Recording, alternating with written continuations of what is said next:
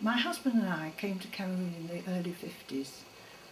We had been at one occasion in Ibadan when we heard Professor Dike, the eminent historian, no longer with us, talking about his search for archives all over the Federation of Nigeria, including Cameroon. Later, when we were in Cameroon itself, we found in the secretariat in the loft bundles of papers that he had had tied up, intending them to be sent to the Federal Archives in Nigeria, but never sent. Beside them was the huge heap of papers, unfiled papers. We were very distressed at the condition of these things. The place was hot and full of insects and full of dirt. We also went round Cameroon because we spent some time at the coast and also some time in Isu and Bamenda, and we found that the district officers had cupboards with old files in, some of them being eaten by white ants, and they were dusty and dirty. And we conceived the idea of bringing them all in one place where they could be cared for. And the West Cameroon government of the time was very interested. So Mr. Kima was recruited and we started sorting the files. So really that was the beginning of the archives. The first place we kept them was in the old school on the way just past the Bismarck Fountain in Buya. And we had them, the building, and we had some old iron kitchens at the back full of archives.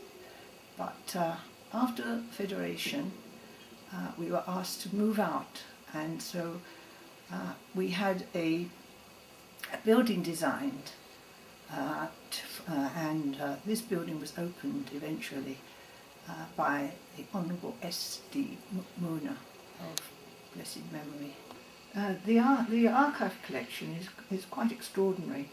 We have papers here going back to the 1920s, 30s, even beyond.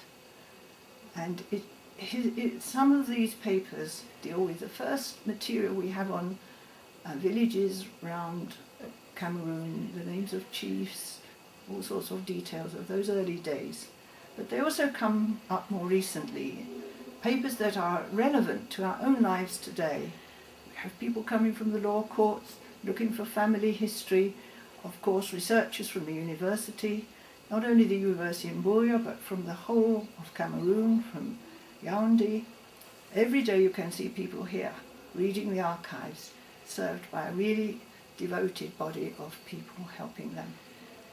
In addition, many people come from abroad. They are very well known and write theses depending entirely on the archives. And the basic collection is in very good order, and the staff are trained to find within minutes the files that are needed. There's a very simple and very good system set up, which they are very familiar with. So there are no long delays, as in some libraries.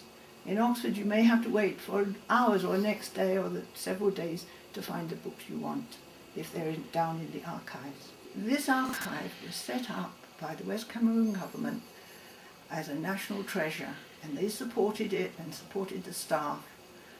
As years passed, we went through the early credit crunch and other administrative problems, and gradually staff retired. Mr.